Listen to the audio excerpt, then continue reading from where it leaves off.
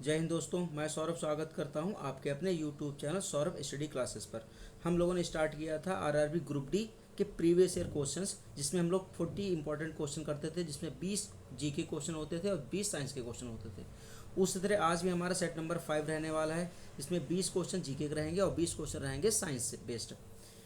तो बिना टाइम को वेस्ट करे हुए सेट को स्टार्ट करते हैं। फर्स्ट क्वेश्चन हमारा है, क्वेश्चन नंबर 1 है, मरुस्थलीय पौधों की जड़ें लंबी होती हैं क्यों? जो मरुस्थलों में पौधे पाए जाते हैं उनकी जड़ें लंबी क्यों होती है? तो ऑप्शन है, उच्च भूमि का उच्च तापमान जड़ों को लंबा होने हेतु प्रोत्साहित करता है। ऑप्शन बी है, जड़ें पानी की तलाश में लंबी हो जाती है। ऑप्शन सी है, भूमि में पानी नहीं होता अतः यह सख्त होकर जड़ों पर दबाव डालती है जिससे वह लंबी हो जाती है। ऑप्शन डी है, जड़ें सूर्य की गर्मी की विपरीत दिशा में बढ़ती है। तो ऑप्शन नंबर आपका बी सही रहेगा, जड़ें पानी की तलाश में लंबी हो जाती है जिससे क्या हो जाए, इसको भूमिगत जल मिल जाए। तो भूमिगत जल जितना ज़्यादा गहराई में जड़ें जाएगी उतना अच्छा उसको पानी मिल जाएगा। तो क्या होता है, मरुस्थलीय पौधों की जड़ें लंबी क्यों होती है? क्योंकि उसे भूमिगत पानी चाहिए होता है। तो भूमिगत पानी को पाने के लिए उनकी जड़ें क्या होती है, लंबी होती है। तो ऑप्शन नंबर बी हमारा सही हो जाएगा। अगला क्वेश्चन है,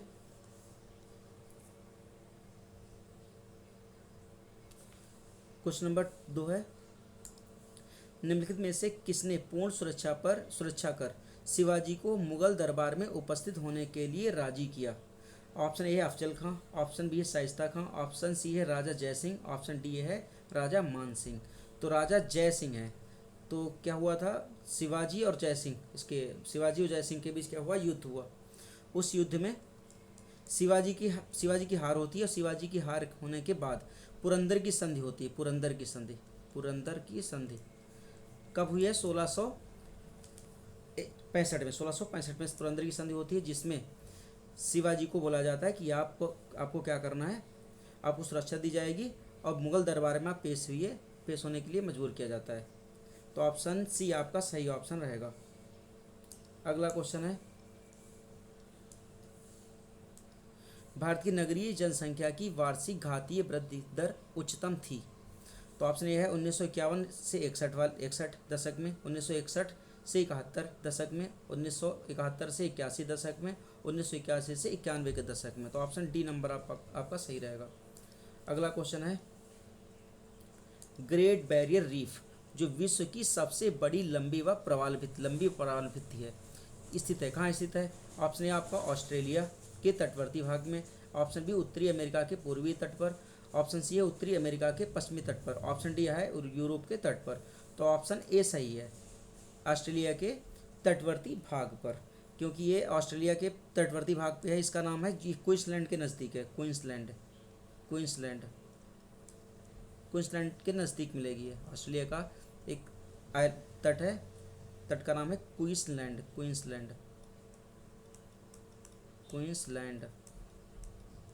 के तट नज़दीक मिलेगी। ऑप्शन ए आपका सही रहेगा।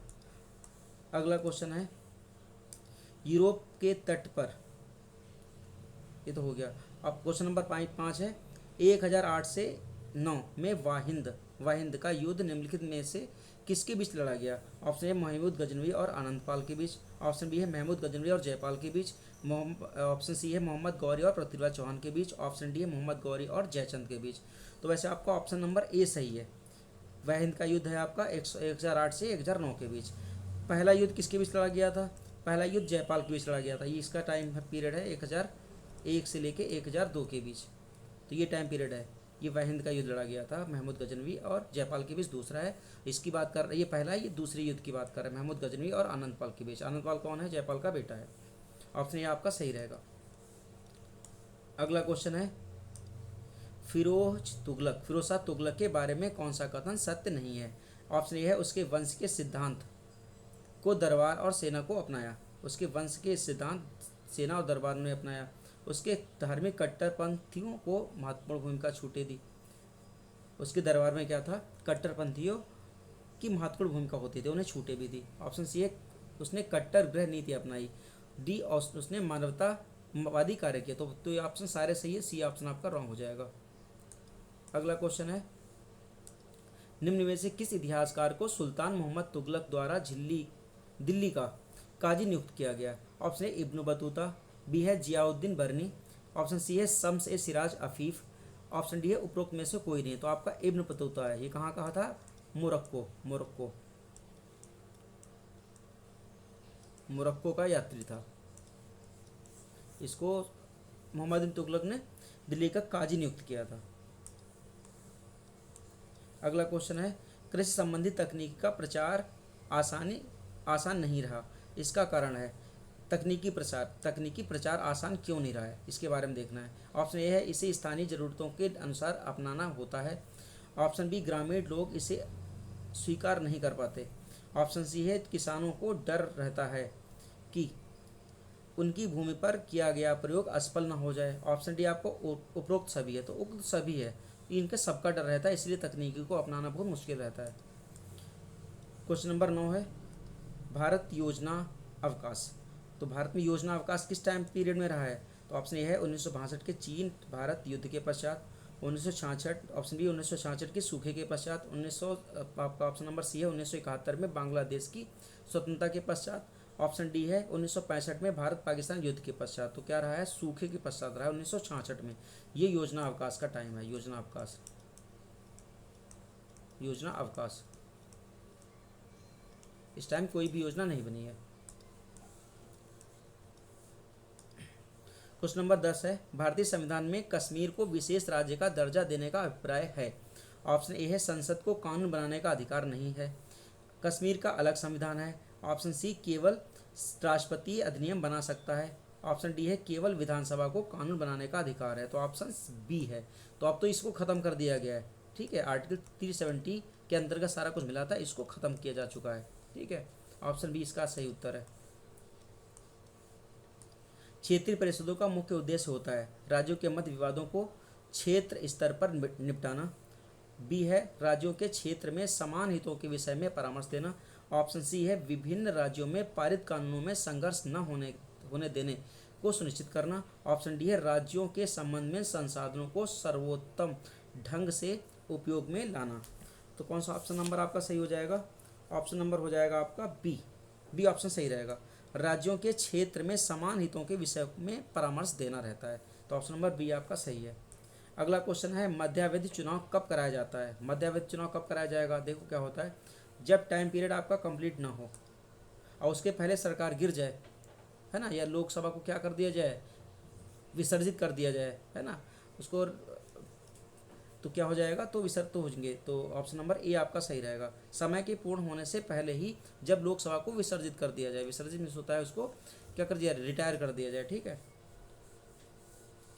तो होते हैं मध्यावधि चुनाव, होते हैं मध्यावधि चुनाव होते हैं। ऑप्शन नंबर ए आपका सही रहेगा। अगला क्वेश्चन है, क्वेश्चन नंबर 13 है, निम्नलिखित में से कौन सा बंदरगाह सुएज नहर के उत्तरी प्रवेश द्वार पर स्थित है?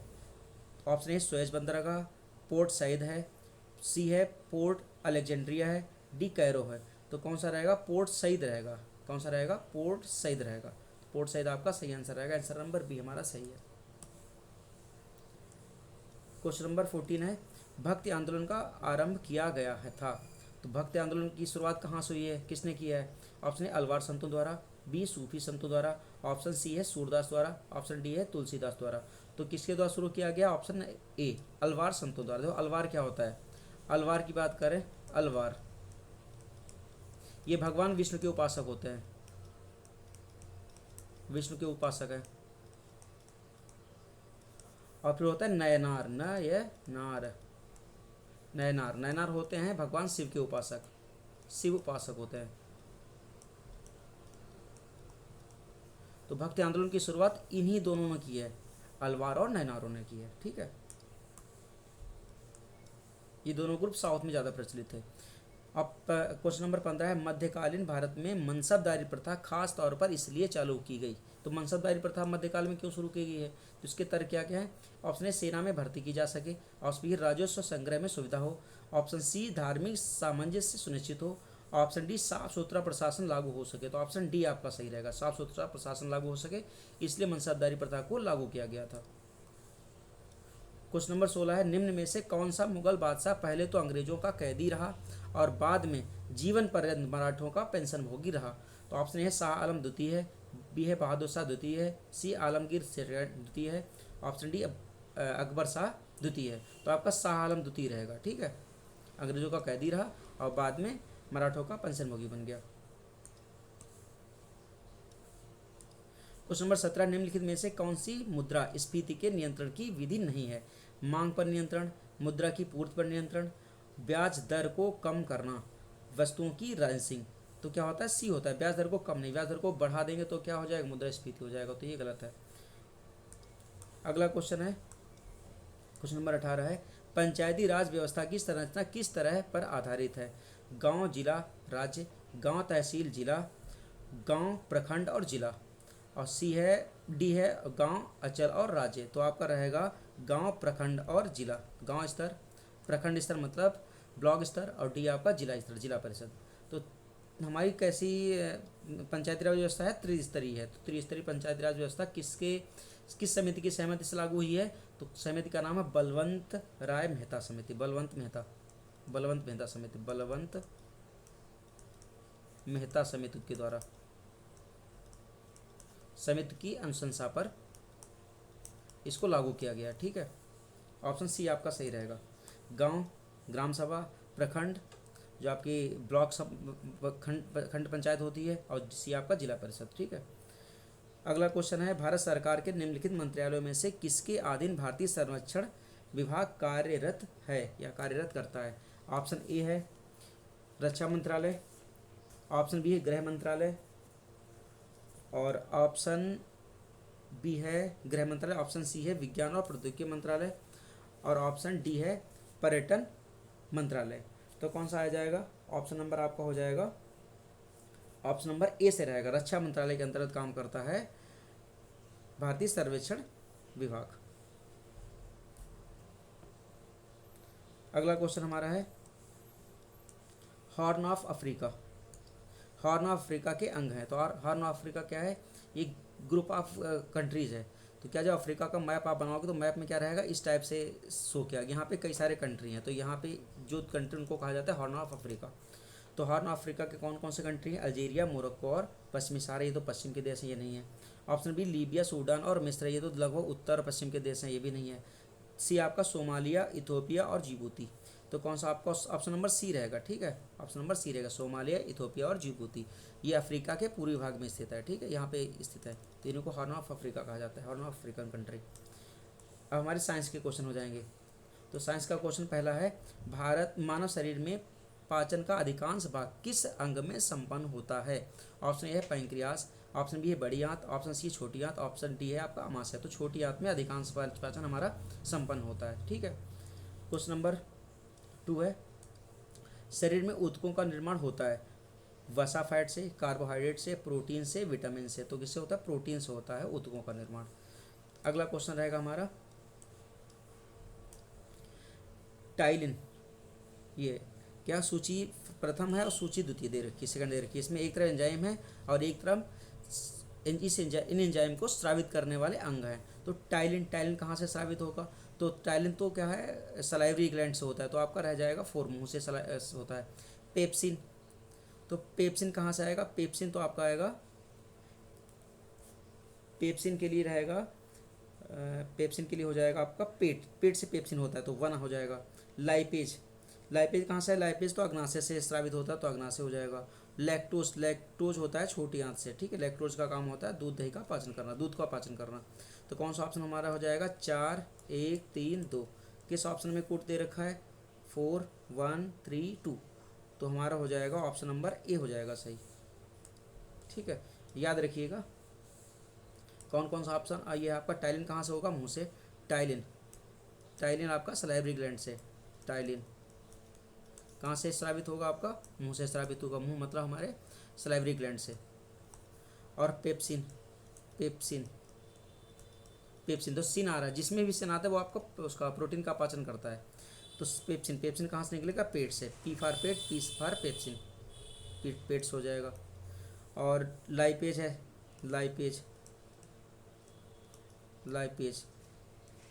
लाइपेज का श्रावण होगा अग्नाशय से,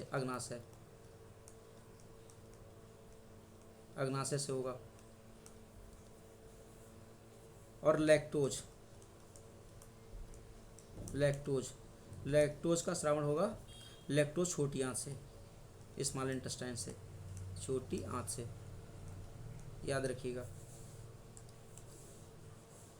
क्वेश्चन नंबर 4 है, हमारे शरीर में त्वचा तल के नीचे विद्यमान वसा निम्नलिखित के विरुद्ध अवरोधक का काम करती है। देखो वसा किससे बचाती है, वसा, तो वसा अभी देखते हैं। ऑप्शन नंबर ए है शरीर के लवणों का क्षय, ऑप्शन बी है शरीर की ऊष्मा का क्षय, ऑप्शन सी है वातावरण से हानिकारक सूक्ष्म जीवों का प्रवेश, ऑप्शन डी है आवश्यक शरीर द्रव्यों का क्षय। तो वसा ज़्यादा होगा तो क्या हो जाएगा, हीट का क्षय नहीं होगा, उसमें ज़्यादा खर्च नहीं होगी, और कम होगी तो ज़्यादा क्षय हो जाएगा। तो बी ऑप्शन आपका रहेगा, तो बी ऑप्शन हमारा सही है। अगला क्वेश्चन है, समृद्ध यूरेनियम निम्नलिखित में से किस समस्थानिक को समृद्ध किया जाता है, मतलब किससे हमें यूरेनियम को समृद्ध किया जाता है। तो ऑप्शन ए आपका यूरेनियम 233, यूरेनियम 235, यूरेनियम 238, यूरेनियम 239 है, तो यूरेनियम 235 है, ठीक है। अगला क्वेश्चन है,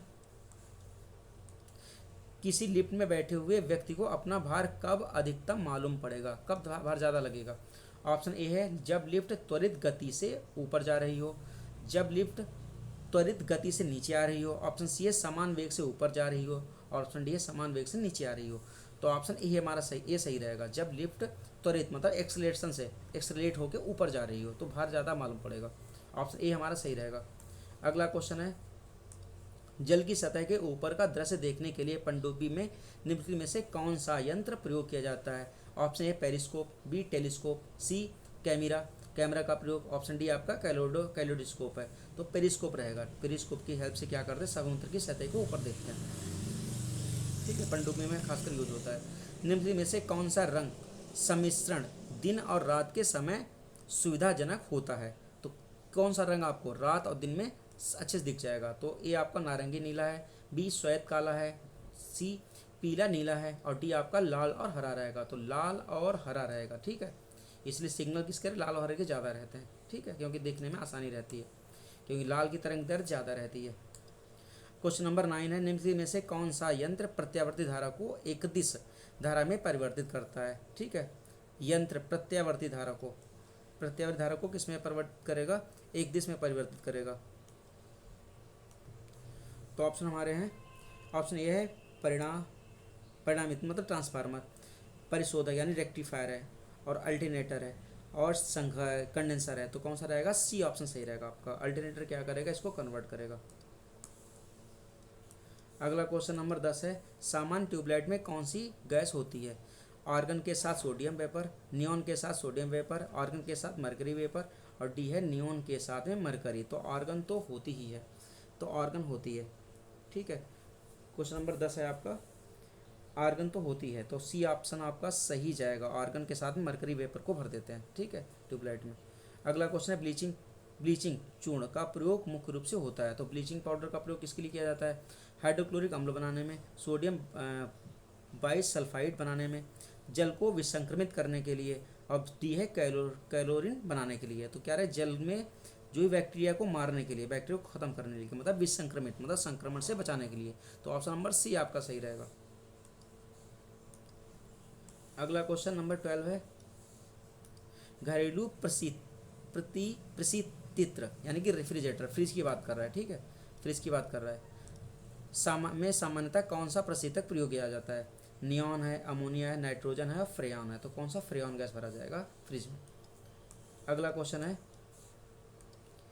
बहुत अधिक ऊंचाई पर मनुष्य की लाल रुधिर कणिका क्या मत की कंडीशन क्या होती है, का आकार बढ़ जाता है, का आकार छोटा हो जाता है, संख्या बढ़ जाती है, संख्या घट जाती है, तो आकार बढ़ता है, ऊंचाई पर क्या हो जाएगा, आकार बढ़ जाएगा आरबीसी का।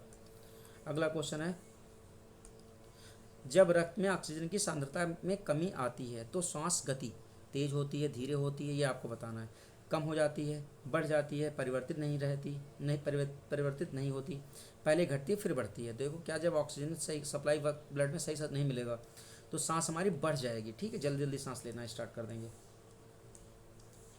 अगला क्वेश्चन है, ये कथन निष्कर्ष वाला है, ए बी रुधिर वर्ग की स्त्री अगर ओ वर्ग के पुरुष से विवाह करती है तो बच्चे के रक्त का वर्ग ए बी होता है, तो ए बी होगा, हो सकता है ए बी, ठीक है, ए बी कभी नहीं हो सकता, तो ए बी नहीं होगा, हाँ ए बी नहीं होता, बाकी हो सकता है। और रुधिर वर्ग जीन ए बी और ए बी पर प्रभावी रहता है, तो ये गलत है। तो आप कारण आपका गलत रहेगा और निष्कर्ष आपका सही रहेगा। तो ऑप्शन नंबर कौन सा हमारा सही है? ऑप्शन नंबर सी सही रहेगा। अगला क्वेश्चन है माइकोराजिया माइकोराइजा एक सहजीवी संबंध के उदाहरण है। कवकों व उच्चवर्गीय पौधों की जड़ों में के बीच, कवक एवं शैवालों के बीच, बैक्टीरिया तथा पौधों के बीच, और ऑप्शन डी है उपरोक्त में से कोई नहीं। तो ऑप्शन नंबर हो जाएगा ए सही रहेगा। कवकों तथा उच्च वर्गीय पौधों की जड़ों के बीच रहता है माइकोराजिया। ठीक है, नाइट्रोजन फिक्सेशन का काम करता है। क्वेश्चन नंबर 17 है प्रकाश का रंग निर्धारित होता है उसके आयाम से, तरंगदैर्घ्य से, तीव्रता से, वेग से। तो तरंगदैर्घ्य से। ठीक है, प्रकाश का रंग तरंगदैर्घ्य से निर्धारित होता है। जिसकी तरंगदैर्घ्य सबसे ज़्यादा वो रेड है, ठीक, सबसे कम वायलेट है, बैंगनी है। अगला क्वेश्चन हमारा है जब रक्त में ऑक्सीजन की सांद्रता में कमी आती है तो श्वास की गति, ये क्वेश्चन रिपीट हो गया है, तो श्वास की गति क्या हो जाएगा? बढ़ जाएगा। ऑक्सीजन सांद्रता की कमी आती है मतलब कम ऑक्सीजन हो जाएगा ब्लड में, तो बढ़ जाए, सांस बढ़ जाएगी। अगला क्वेश्चन है क्वेश्चन नंबर 19 है निम्नलिखित में से किसमें वायरस का लक्षण होने की ज़्यादा संभावना नहीं होती? किसमें वायरस की संभावना नहीं होती है? मौजूदा प्रोग्राम फाइल व आइकन गायब हो जाए, CD रोम काम करना बंद कर दे, वेब ब्राउज़र कोई असामान्य होम पेज खोल दे, स्क्रीन पर असामान्य संदेश या चित्र दिखे। तो ऑप्शन नंबर आपका हो जाएगा ऑप्शन नंबर बी रहेगा, CD रोम काम करना बंद कर दे। ठीक है, तो वायरस की संभावना कम हो जाएगी। अगला क्वेश्चन है क्वेश्चन नंबर 20, लास्ट क्वेश्चन है मलेरिया रोग से शरीर का कौन सा अंग प्रभावित होता है? मलेरिया से कौन सा अंग प्रभावित होता है? ऑप्शन ए मस्तिष्क है, बी आंत है, सी प्लीहा तिल्ली, डी आपका अस्थिमज्जा। तो कौन सा है? प्लीहा है, प्लीहा प्रभावित होता है। प्लीहा क्या होता है? प्लीहा प्रभावित होता है। प्लीहा को कहा जाता है RBC की कब्र ग्राह भी कहते हैं, कब्र ग्रेवयार्ड ऑफ RBC। RBC की कब्र ग्राह कहा जाता है, कब्रगाह भी कहते हैं। ठीक है, RBC को, क्योंकि RBC यहीं पे ख़त्म होता है। इस तरह से हम लोगों ने 20 क्वेश्चन जीके के, 20 जीके और प्लस 20 क्वेश्चन हमारे साइंस के हो गए हैं। ठीक है, और इन सभी का ये आंसर दे रखे हैं, एक्सप्लेनेशन भी एक्सप्लेनेशन दे रखा है। ठीक है, आपको वीडियो पसंद आया हो तो लाइक करिएगा, शेयर और सब्सक्राइब चैनल को कर लीजिएगा। मिलते हैं नेक्स्ट क्लास में, तब तक के लिए धन्यवाद।